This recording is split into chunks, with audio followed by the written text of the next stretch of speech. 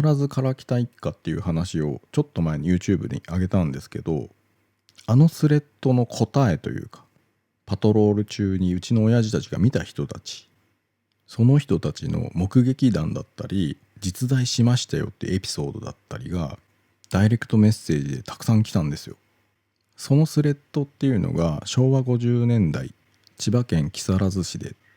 内容がその時代に JR 内房線岩根駅付近でジミー大西に巨大な出っ歯をつけたような顔をした家族4人組を見かけたことがあります。あの家族は一体何者だったんでしょうか。そんな内容のスレッドが2チャンネルに2000年頃に立ってたんですよね。そのスレッドの中ではみんな考察しだして宇宙人が化けてたんじゃないかとか、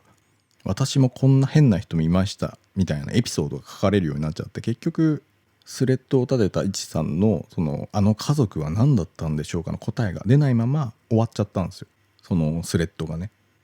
このスレッド自体も20年以上前に立ったものなので今はもう書き込みができないんですけど、木更津から北一家で動画にしたことで視聴者さんから情報をもらったんですよ。たくさん反響があって答えが分かっちゃったんですよね。ちょっとえぐい話なんで一応閲覧注意です。結論から言うと、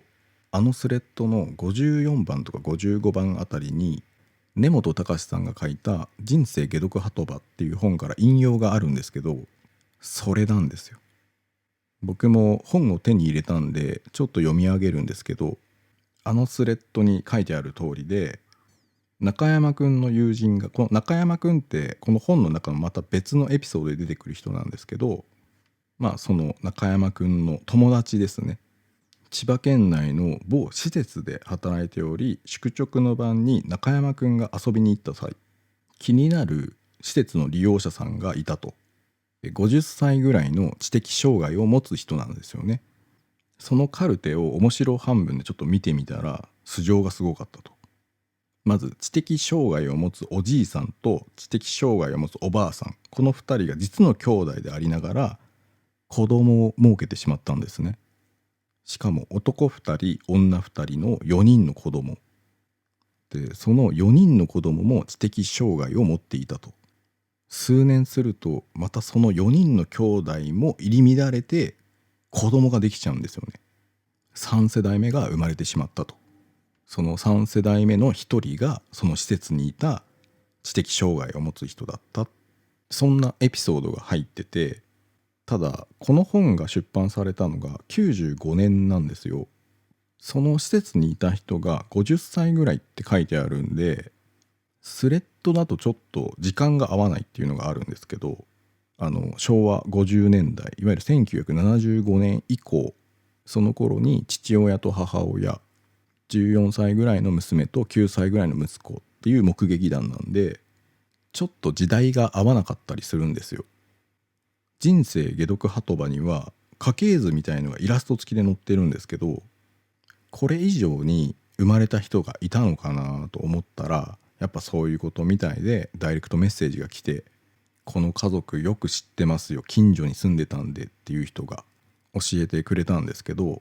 とりあえず誰が父親かわからないらしいんですよ、子供たちの。で確かにその家族同士でまぐわいを持っていたらしいんですよ。いわゆる近親相関を行われてたと。ただそこに外部の人間が入ってったような気もするんですよっていうんです。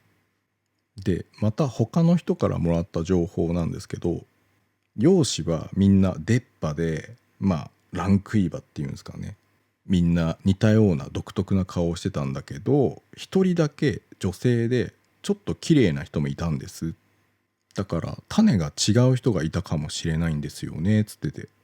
でこの人たちみんな戸籍を持ってないんです。出生届が出されてないので、最初の頃はもう近所の人しか知らなかったんですって。その後に行政とかが把握したんですけども、戸籍がないから何もできないんですって。結局小学校とかの入学通知って6歳ぐらいになると届くと思うんですけど、そういったものがなかったので教育も受けてないんですって。でもちろん保険証なんかそういうものもないので病院なんかも行けないと。だけど出産は上手にできているんですよ。で一応近所の人なんかがいろいろ助けてたらしいんですよ、この家族を。洋服なんかも近所で干してある洗濯物を勝手に盗んでいっちゃったりとか、食べ物も盗まれたりしてたんですって、近所の人は。それを注意すると暴れたりするから、それだったらこっちからあげちゃおうってことでお裾分け食事なんかをあげてた家もあったらしいんですよ。そんな付き合いのある家の中から誰かが面白がってそのまぐわいに参加してたって話を聞きました。だから出産費用なんかを誰かが捻出してたみたいなんですよね。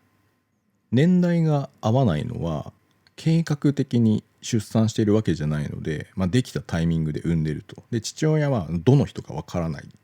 性欲が赴くままにまぐわいを持ってたんで、兄弟であろうっていう人たちでも結構年が離れてたりしてたみたいです。1世代目の夫婦は母親の方はまだ他人と会話ができてたみたいです。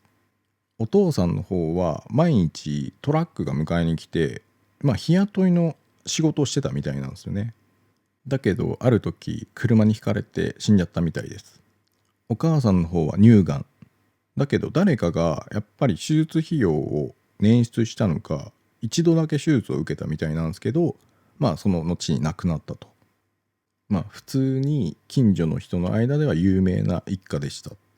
そんな内容のダイレクトメッセージ結構もらって、でほとんどが同じ内容なんですよ。でその97年頃に一家全員じゃないと思うんですけど、数名が市原市の方に来てて、それを親父が見て、ありゃ何だったんだ。でそれを兄貴が聞いて、学校で木更津から来た一家って話があるよって、根も葉もないね、誰かが創作した怪談だったと。でも実際は全員顔が似てしまってたのは血縁同士で子供を作っていたから、その家族が岩根駅周辺で実際に暮らしてたからなんですね。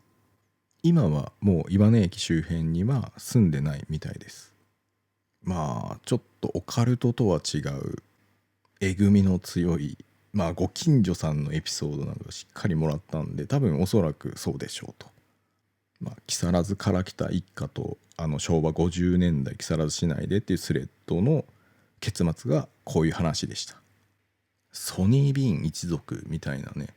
殺人こそ犯してないですけどね。スレッドの中の63番で一さんが書いてて、金田地区ってね推理されてるんですけど、実際は岩根駅で、地域の人たちに守られていた存在だったのかなとも思いました。ご視聴ありがとうございました。